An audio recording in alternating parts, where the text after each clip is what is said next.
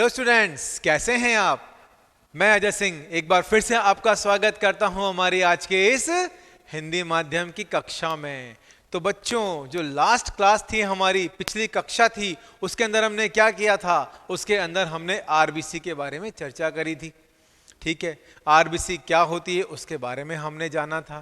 ठीक है, साथ ही हमने आरबीसी के फॉर्मेशन के बारे में भी पढ़ा था। तो वहां पर हमने लास्ट लेक्चर में आरबीसी के बारे में पूरी की पूरी जानकारी ले ली थी।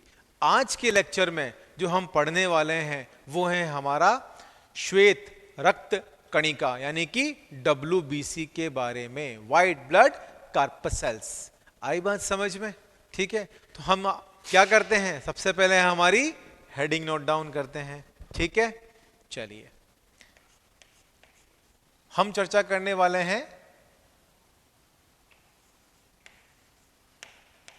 श्वेत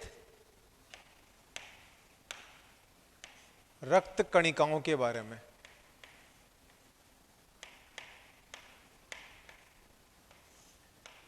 ठीक है, जिसे हम किस नाम से जानते हैं? जिसे हम WBC यानी कि व्हाइट ब्लड कॉर्पसेल्स के नाम से भी जानते हैं। ठीक है, अब देखिए, आरबीसी आपने पढ़ी थी। आरबीसी में क्या था? आरबीसी का काउंट ज्यादा था। किसमें? ऑब्वियसली बात है, ब्लड के अंदर। रक्त की हमने बात करी थी, तो रक्त में आरबीसी का काउंट ज्यादा है, लेकिन WBC का जो काउंट होता है, वो जो संख्या होती है, वो क्या होती है? कम होती है। ठीक, WBC यानी कि श्वेत रक्त की हम बात कर रहे हैं। नाम से पता चल रहा है कि ये कैसी हैं? व्हाइट कलर की हैं, श्वेत रक्त कणिकाएं हैं। और हीमोग्लोबिन इनमें क्या होता है? अनुपस्थित होता है। अगर हीमोग्लोबिन उपस्थित होता तो यह भी कैसी होती? लाल रंग की होती। पर इनमें हीमोग्लोबिन की अनुपस्थिति के कारण यह श्वेत रंग की होती हैं, और इनको इसीलिए हम श्वेत रक्त कणिकाएं कहते हैं। ठीक है, तो हम पहले इस पॉइंट को नोट डाउन कर लेते हैं। क्या चीज? यह श्वेत कणिकाएं या श्वेत रक्त कणिकाएं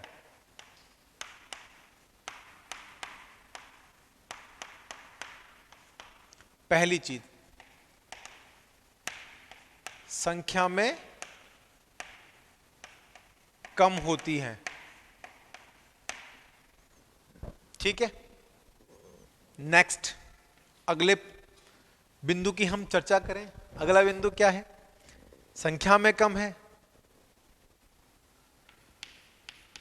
तथा यह या इनमें जो हीमोग्लोबिन है, HB से मैं लिख रहा हूं, आप समझ जाइएगा। चलिए आपके लिए लिख ही देते हैं, हीमोग्लोबिन। ठीक है, ये लीजिए। तथा इसमें जो हीमोग्लोबिन होता है वह अनुपस्थित होता है। अनुपस्थित होता है। ठीक है, हीमोग्लोबिन नहीं है तो ये क्या है? लाल रक्त कणिकाएं नहीं है, श्वेत रक्त कणिकाएं WBC हैं। ठीक है, इनके अगर हम लाइफ साइकिल की बात करें, भाई ये कितने दिन तक जिंदा रहती हैं, तो इसका कोई लिमिटेशन नहीं है। ये पर्सन टू पर्सन कह सकते हैं हम, या मैन टू मैन बात कर लीजिए, वेरी करता है। मतलब कि हर एक मनुष्य में अलग अलग काउंट है। लेकिन अगर इसका एक एवरेज, मतलब आप कहीं भी इसको अगर सर्च करेंगे, कहीं भी पढ़ेंगे, अलग अलग किताबों के अंदर आपको अलग अलग इसमें जो है इसके संख्या के बारे में बता रखा है। भाई आरबीसी का तो हमें क्लियर पता है कि आरबीसी में क्या होता है कि 120 डेज होती है। ठीक है, लेकिन WBC की जब हम बात करते हैं तो इसमें कोई निश्चित नहीं है कि ये कितने दिन तक जो है जिंदा रहती हैं, या इनका लाइफ साइकिल कितने दिन का रहता है। ठीक है, लेकिन एक ऑन एन एवरेज हम लेके चलते हैं इसको, तो हम कह सकते हैं कि 13 से 20 दिन का इनका समय होता है। लेकिन क्या होता है कि कई कई जगह पे ये कुछ घंटों तक जिंदा रहती हैं, कहीं कहीं जगह पर ये कुछ दिनों तक जिंदा रहती हैं, और कहीं कहीं उत्कों में हम बात करें तो वहां पर ये कई महीनों तक, इवन कहीं सालों तक भी ये जिंदा रहती हैं। तो इसका क्या है कि हम एक पर्टिकुलर ये नहीं ले सकते कि एक हम इस तरह से नहीं कह सकते कि इसका कोई जो लाइफ साइकिल है वो एक निश्चित समय या निश्चित अंतराल का होता है। लेकिन इन सभी को अगर हम देखकर चलें तो एक इसका हमने एक एवरेज, एक निश्चित अनुपात जो निकाला है वो क्या है, 13 से और जो 20 दिन का समय इसकी लाइफ साइकिल का होता है। ठीक है, तो इसको आप करेक्ट ना मान के चलिएगा, मतलब ये एक तरह से है कि एक हमने एक बस एक जनरली एक अनुपात लिया है कि हाँ भाई एक एवरेज ले लिया है हमने इस चीज का। ठीक है बच्चों, तो इसकी लाइफ साइकिल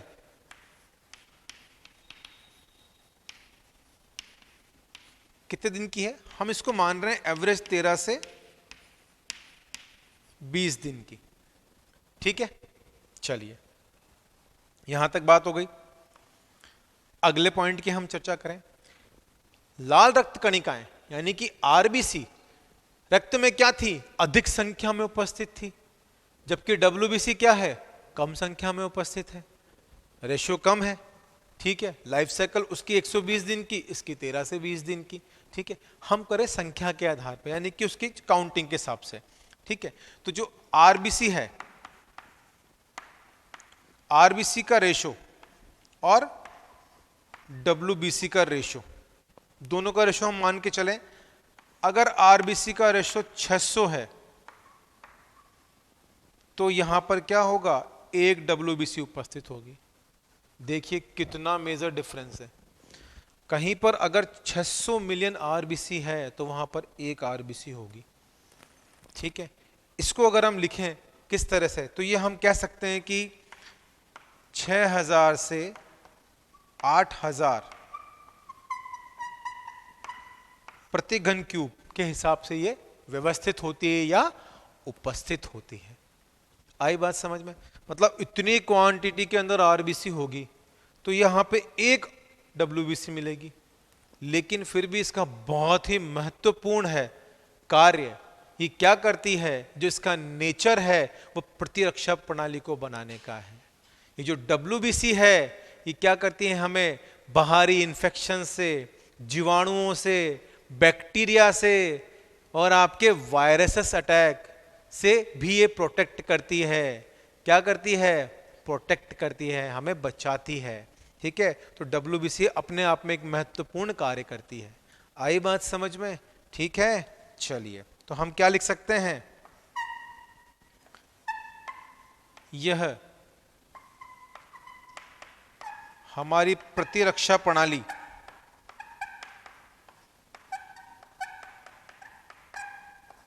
बनाती है। ठीक है, कौन बनाती है, डब्ल्यूबीसी। ठीक है, चलिए इस डब्ल्यूबीसी को हम एक नाम से और जानते हैं, क्या कहते हैं उसे हम, ल्यूकोसाइट्स। ठीक है, इसे हम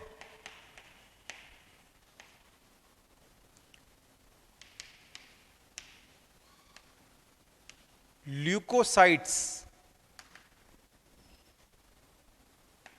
के नाम से भी जानते हैं।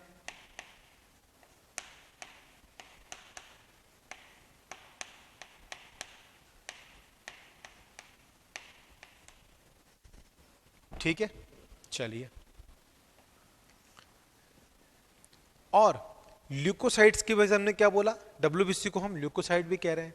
अब इसके अंदर कार्य क्या है इसका, ये प्रतिरक्षा प्रणाली बना रहे हैं कि एंटीबॉडी बना रहा है, एक तरह से हम ये कह सकते हैं, है ना। तो इसके अंदर क्या होता है कि हम ये कह सकते हैं कि इसकी कोई संरचना नहीं होती है। जैसे आरबीसी का तो क्या था, बाइकॉन्केव शेप था, ठीक है ना, उभयतल। उसकी वजह से क्या था, इसका तलीय क्षेत्रफल बढ़ रहा था और उसमें क्या था, ज्यादा मात्रा में हीमोग्लोबिन भरा जा सकता था। लेकिन यहां पर क्या है, अगर हम ल्यूकोसाइट की यानी कि डब्ल्यूबीसी की संरचना की बात करें तो इसकी किसी प्रकार की कोई संरचना नहीं होती है। ठीक है, तो हम यहां क्या लिख सकते हैं, इसकी मतलब ल्यूकोसाइट्स की कोई संरचना नहीं होती है।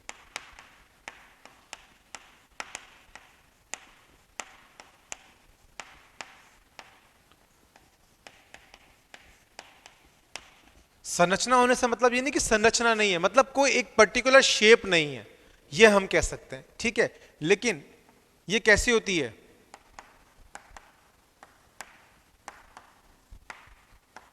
ये हम कह सकते हैं कि अमीबॉइड शेप की होती हैं, इस तरह से हम कह सकते हैं। यह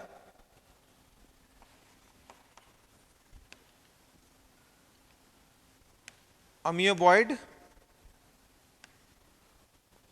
शेप की होती हैं।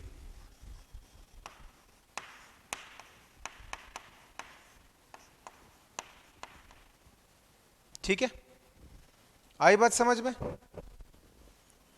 चलिए,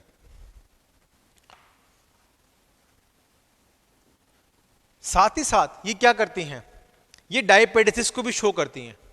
किसे शो करती हैं? डायपेडेसिस। डायपेडेसिस का मतलब होता है कोशिका का पारण, ठीक है ना। यह साथ साथ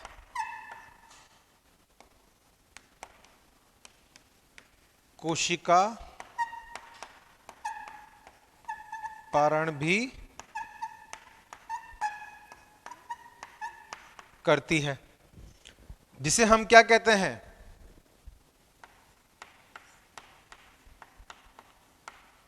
जिसे हम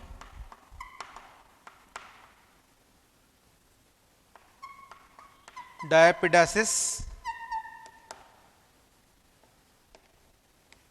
भी कहते हैं।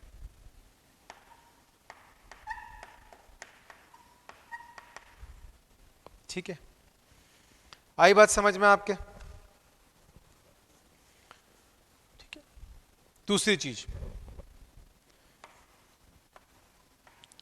यह अमीबॉइड शेप की तो है, लेकिन यह अमीबॉइड फैशन शो करती है। फैशन, हम कहते हैं फैशन देखने को मिलता है,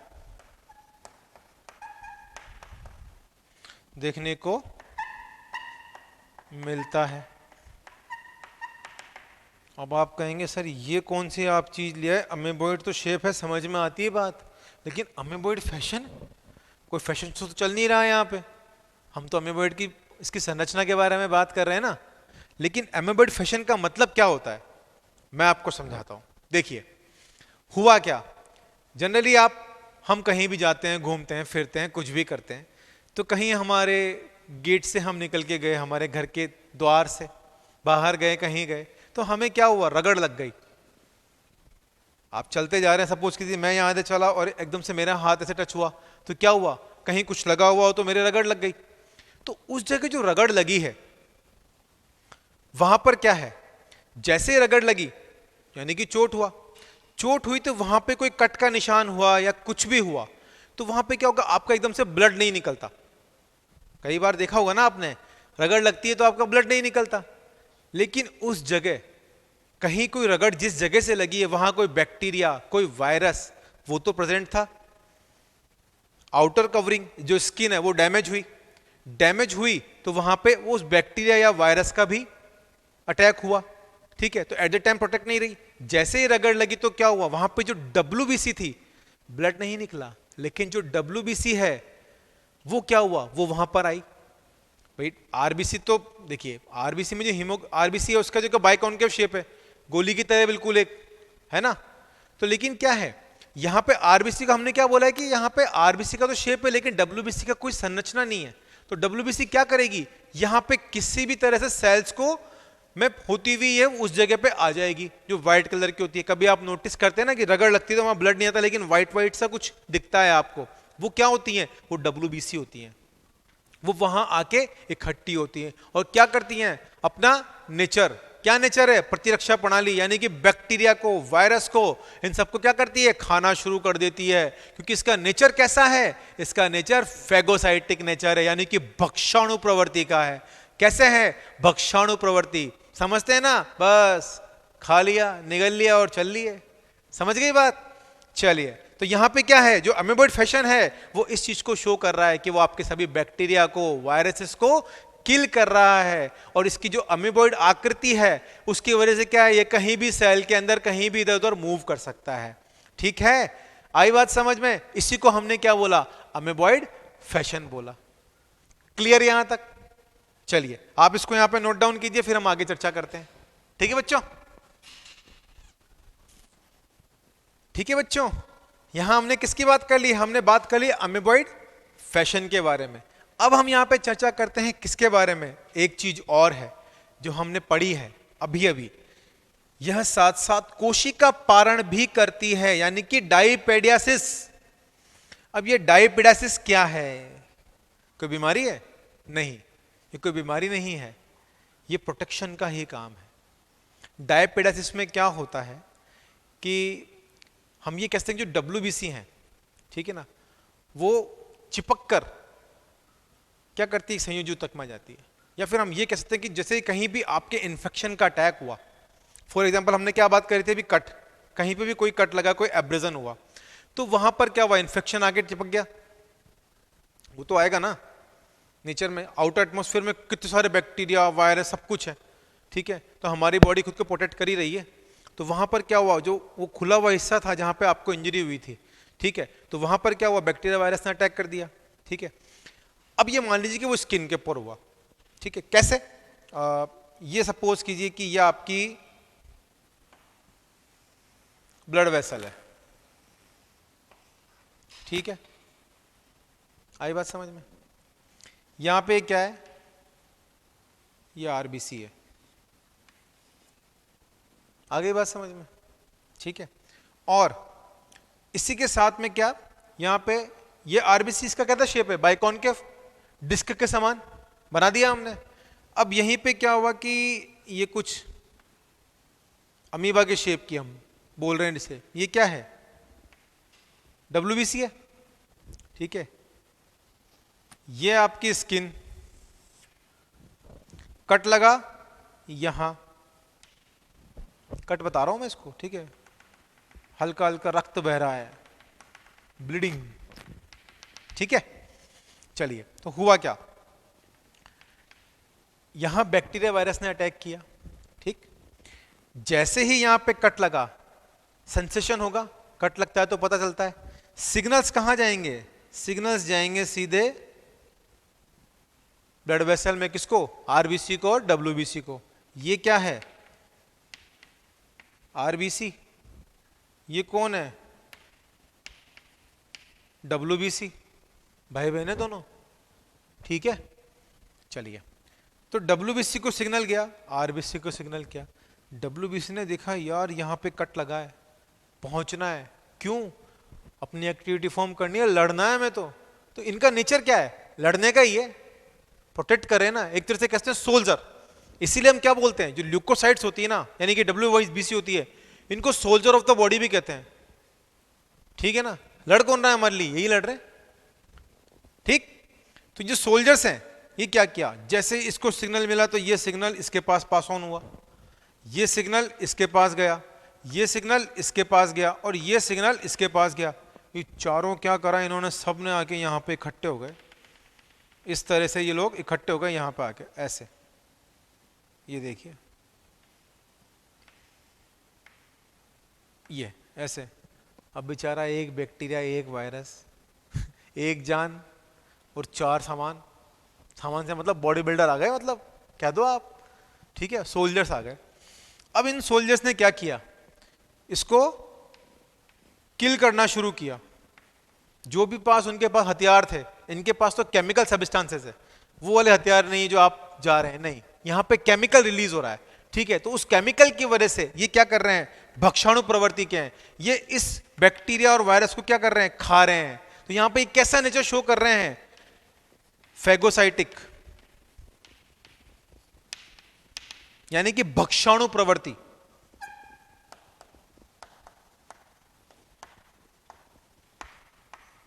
ठीक है, फैगोसाइटिक नेचर शो कर रहे हैं। तो ये जो कंडीशन हुई, इस कंप्लीट कंडीशन को हम क्या कहते हैं? इसे हम कहते हैं डाइपेडासिस, यानी कि कोशिका पारण। तो ये क्या कहलाया? कोशिका पारण। आई बात समझ में? पता पड़ गया अमीबॉइड फैशन क्या होता है और डाइपेडासिस क्या होता है? कोशिका पारण। क्लियर? कोई डाउट? हो ही नहीं सकता। चलिए अगले पॉइंट की हम चर्चा करें तो पॉइंट हम यहां लिख सकते हैं कि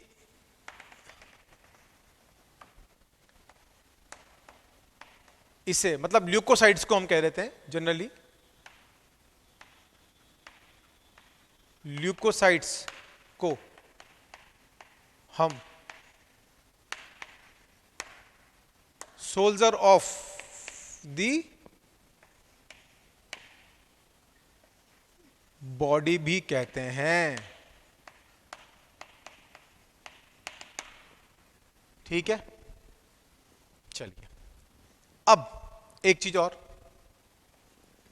अगर हम इसके ल्यूकोसाइट के टोटल काउंट की बात करें, टीएलसी जिसे हम कहते हैं, टीएलसी काउंट यानी कि टोटल ल्यूकोसाइट काउंट। ठीक है, टीएलसी, टीएलसी का मतलब क्या हुआ? Total leucocyte count. टीएलसी के फुल फॉर्म हुई टोटल ल्यूकोसाइट काउंट।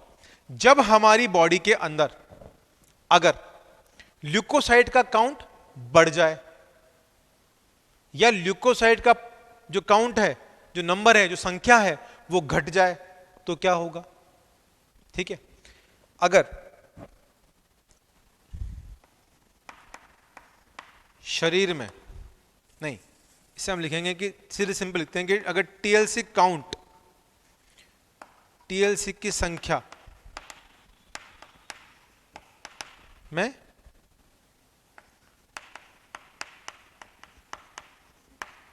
बढ़ जाना, ठीक है, टीएलसी की संख्या बढ़ जाना क्या कहलाएगा ये? अगर टीएलसी की संख्या बढ़ गई तो ल्यूकोसाइटोसिस। क्या कहलाएगा? ल्यूकोसाइटोसिस। इसे हम यहां लिख देते हैं, बढ़ जाना क्या कहलाएगा?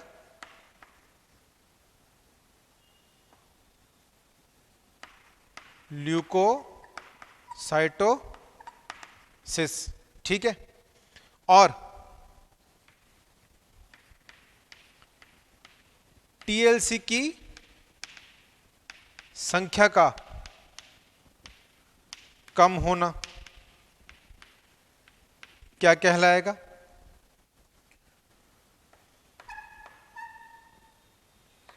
ल्यूकोसाइटोपिनिया। क्या कहलाएगा? ल्यूकोसाइटोपिनिया। ठीक है, एक इंपॉर्टेंट चीज और, अगर टीएलसी के काउंट में असामान्य वृद्धि हो गई, असामान्य मतलब जितने रिक्वायरमेंट है उससे ज्यादा अगर वृद्धि हो गई, बढ़ गई रक्त के अंदर डब्ल्यूबीसी ल्यूकोसाइट्स, तो उस कंडीशन को हम क्या बोलते हैं? उस कंडीशन को बोलते हैं हम ल्यूकेमिया। ठीक है, असामान्य वृद्धि,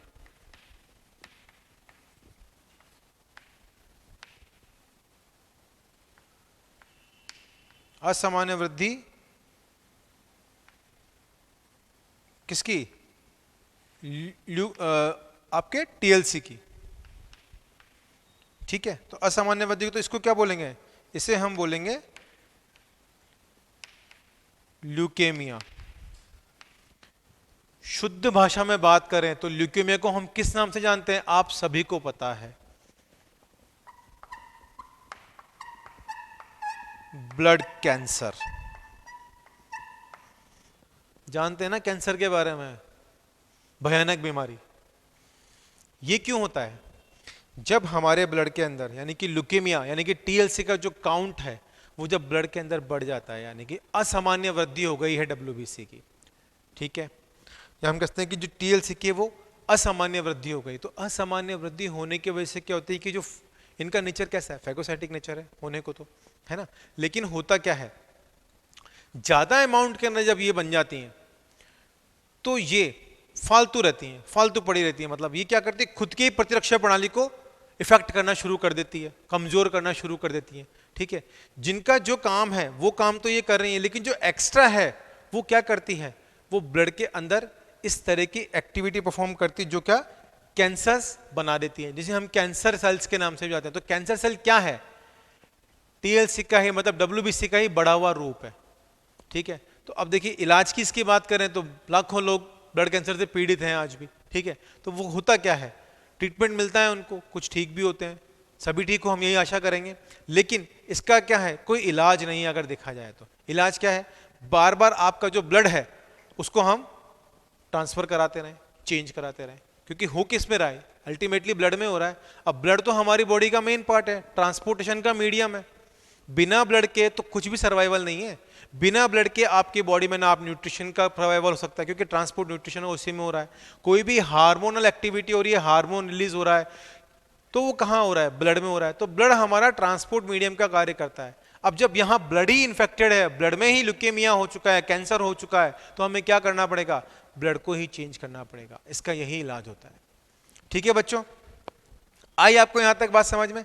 इसके बाद अब किसके बारे में चर्चा करेंगे, टाइप्स ऑफ डब्ल्यूबीसी के बारे में। तो यहां तक आप इसको नोट डाउन कीजिए। ठीक है बच्चों, तो आपने नोट डाउन कर लिया, मैं इसे रब कर सकता हूं। यहां तक बात क्लियर समझ में आ गई हमारे। चलिए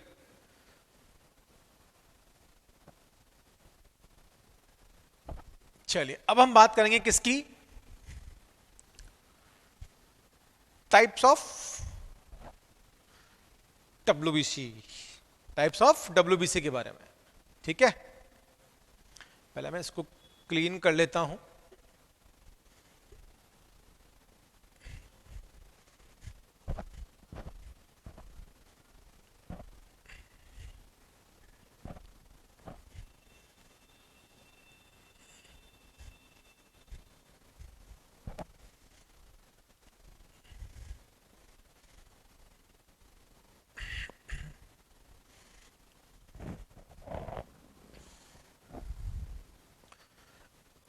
हम बात कर रहे हैं किसकी, कोशिका द्रव्य और केंद्रक के आधार पर यह दो प्रकार की होती हैं।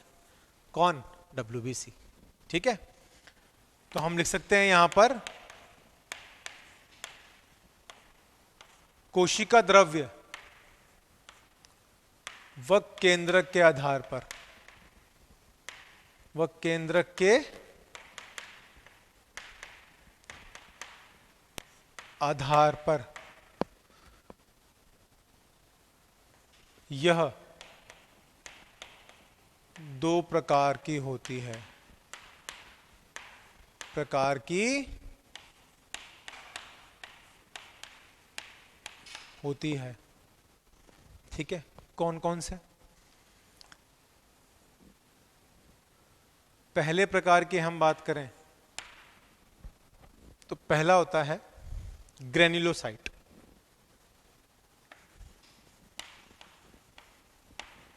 ग्रेन्युलोसाइट, ठीक है।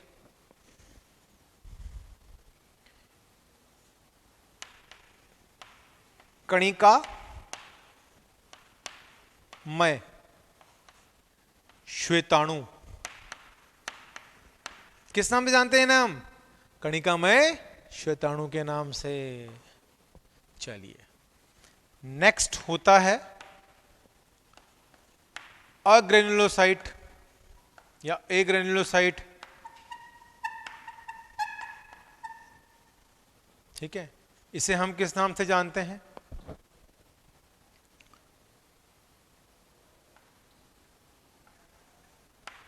कणिका।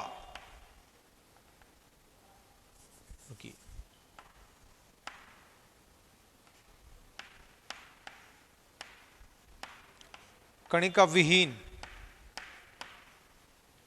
श्वेताणु के नाम से जानते हैं।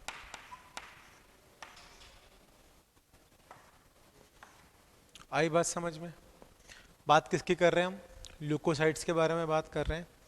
तो बेसिकली ल्यूकोसाइट्स क्या है, ल्यूकोसाइट्स एक तरह से कहते हैं कि रंगहीन है। ठीक है ना, रंगहीन है मतलब वाइट कलर के हैं। अब अगर हमें ल्यूकोसाइट को देखना हो, भाई हम हमारी जो खुली आंखें हैं इनसे तो हम देख ही नहीं सकते, माइक्रोस्कोप फिट ही नहीं है हमारी आंखों में। ऊपर वाले को फिट करने चाहिए थे, भूल गया, कोई बात नहीं, हमने बना लिया। ठीक है, माइक्रोस्कोप भी किसने बनाया था, एक साइंटिस्ट थे ना, उन्होंने बनाया था। याद कीजिए नाम, फिर मुझे बताइएगा। चलिए, तो यहाँ पे क्या है, इनको देखने के लिए हमें किसकी आवश्यकता पड़ी, माइक्रोस्कोप की। अब जब माइक्रोस्कोप में हम इनको देखेंगे तो ये तो वैसे ही रंग में क्या है, श्वेत है, वाइट है, कलरलेस है, तो हम इन्हें देखेंगे कैसे, नहीं दिख पाएंगी। तो क्या होता है, इन्हें हमें करना है अभिरंजित, यानी कि इनको कलर करना है। और अभिरंजित किससे करना है, एक स्पेशल टाइप का कलर होता है जिसे हम डाई बोलते हैं या स्टेन बोलते हैं, उससे हमें इसको क्या करना है, अभिरंजित करना है। जिससे क्या होगा, जो ल्यूकोसाइट हैं इनके ऊपर क्या होगा, वो रंग चढ़ जाएगा, अभिरंजित हो जाएंगी और हमें माइक्रोस्कोप में ये दिखाई देंगी। आई बात समझ में अच्छे तरीके से? तो हम क्या लिखेंगे, हम चर्चा किसकी कर रहे हैं, ल्यूकोसाइट।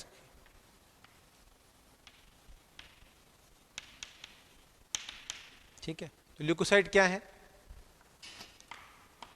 यह रंग विहीन है या हम कह सकते हैं यह श्वेत है, अर्थात वाइट है। ठीक है,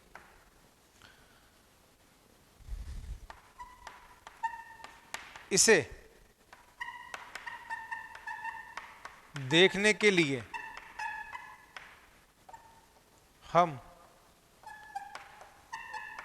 स्टेन का उपयोग करते हैं।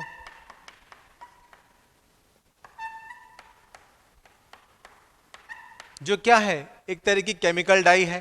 ठीक है ना, या हम कहते हैं कि डाई है या अभिरंजित है, तो इसको स्टेन का उपयोग करते हैं, या हम लिखते हैं स्टेन का उपयोग करके अभिरंजित करते हैं। अभिरंजित करते हैं। अभिरंजित कैसे करते हैं, क्या करा हमने, ब्लड की एक बूंद ली, स्लाइड के ऊपर, कांच की स्लाइड होती है, आपने प्रैक्टिकल एग्जाम किया होगा लैब के अंदर, तो स्लाइड पे हमने क्या करा, एक बूंद रक्त डाल दिया।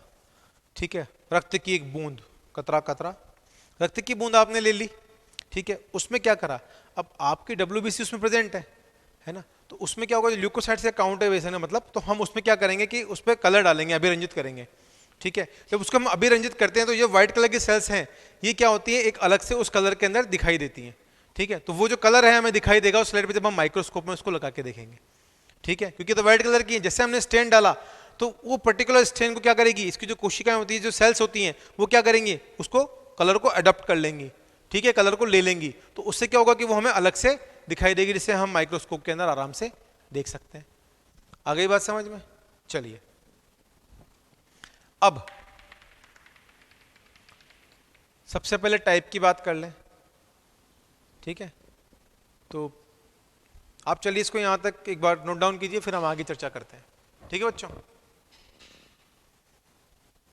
ठीक है बच्चों, यहां हम किसकी बात करेंगे, अब हम सबसे पहले बात करेंगे अब ग्रेनुलोसाइट की। सबसे पहले हम हमारी हेडिंग, यानी कि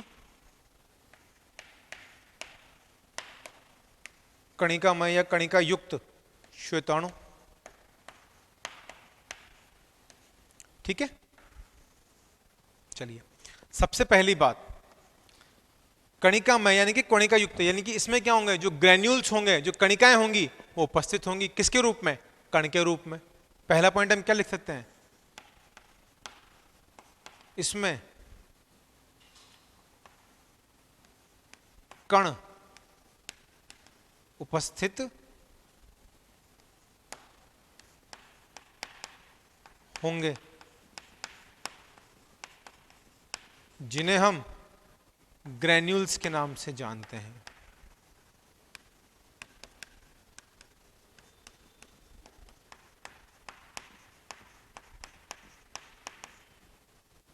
ठीक है, इनमें जो कोशिकाएं होती हैं उनमें विशेष प्रकार के क्या होती हैं, एडप्शन होता है अभिरंजित होने का। ठीक है ना, जो हमने अभी पढ़ा, इसमें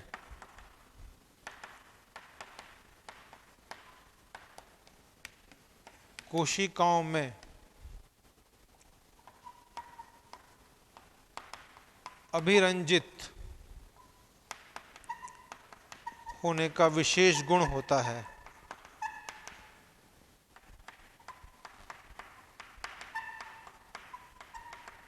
इससे क्या होगा कि जब इन पे स्टेन चढ़ जाएगा तो हमें ये माइक्रोस्कोप में इजीली विजिबल हो जाएंगी। ठीक है। यह पालियों में विभाजित होती है,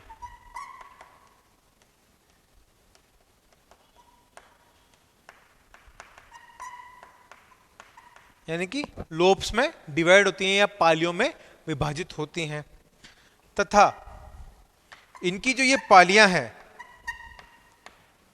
ये पालियां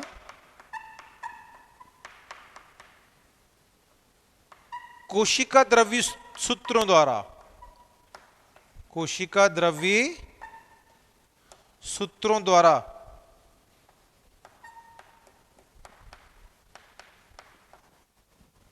एक दूसरे से जुड़ी हुई रहती हैं, द्वारा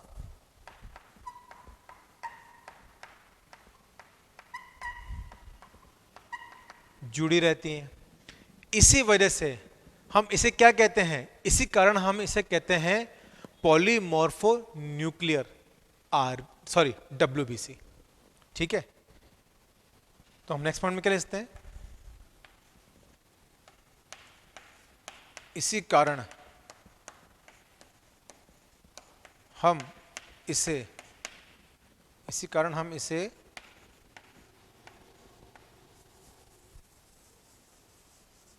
हम इसे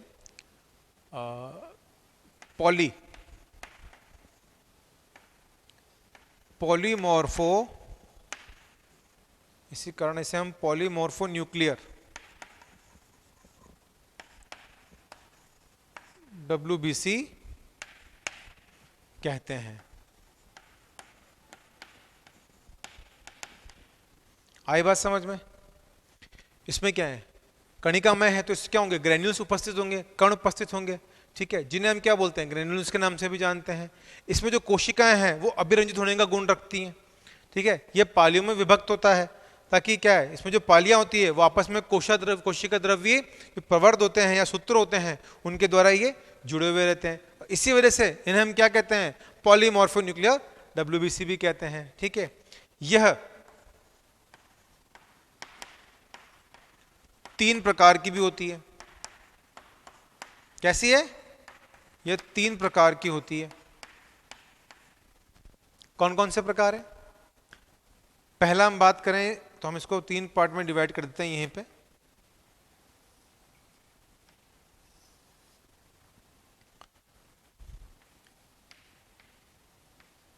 इओसिनोफिल, या फिर इसको हम क्या बोलते हैं, एसिडोफिल। ठीक है, सेकंड होती है हमारी बेसोफिल, और थर्ड होती है न्यूट्रोफिल।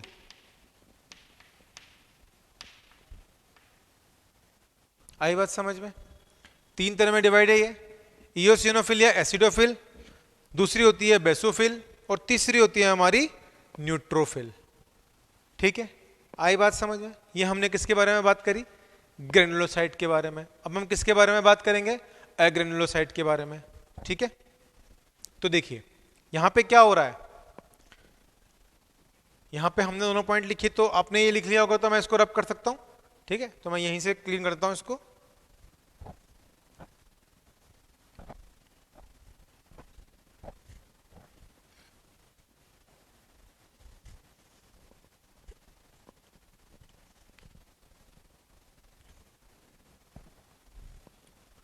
ठीक है बच्चों, हम बात करेंगे किसकी, सेकंड, किसकी, अग्रेनुलोसाइट यानी कि कणिका विहीन श्वेताणु। हम बात करेंगे कणिका विहीन श्वेताणु, जिसे हम क्या कहते हैं, एग्रेनुलोसाइट्स भी कहते हैं। ग्रेनुलोसाइट्स में क्या थे, छोटे छोटे कणों से मिलकर बना हुआ था, कण उपस्थित थे। यहां पर क्या है, जो अग्रेनुलोसाइट है यह कणिका विहीन होते हैं, कणिका विहीन होते हैं, पहली चीज। ठीक है, इसमें जो केंद्रक है वह पालियों में विभाजित नहीं होता।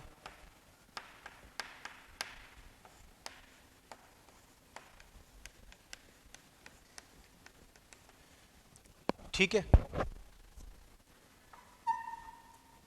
साथ ही इसमें पालियों में विभाजित नहीं होने के कारण में विभाजन ना होने के कारण इसे हम मोनो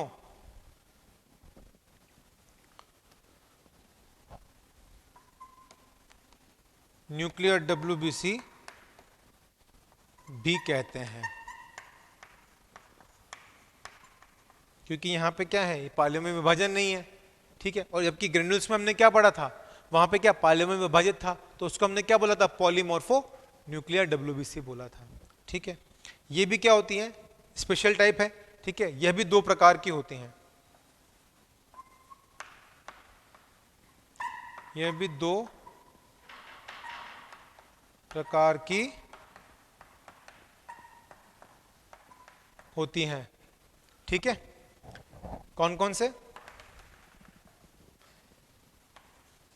पहली है हमारी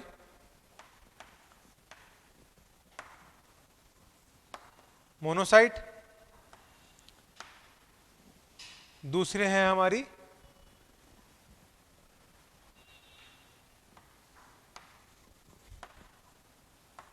ल्यूकोसाइट। ठीक है, तो आपने यहां तक समझ लिया। ठीक है, आपने कंप्लीट यहां तक देख लिया।